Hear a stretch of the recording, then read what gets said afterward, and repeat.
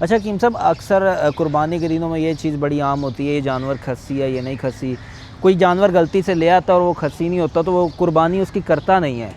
کہ اس کا گوشت نہیں صحیح ہے، گوشت سے اسمیل آتی، کیا واقعی اس کا گوشت نقصان دہ ہوتا ہے؟ گوشت تو کوئی نقصان دہ نہیں ہوتا، صرف یہ بات عموماً اس وقت ہوتی ہے کہ جو غیر خصی جانور ہوتے ہیں مثلا بکرے، وہ پیشاب پیتے رہتے ہیں جی جی اور ان کی جلد سے، ان کی کھال سے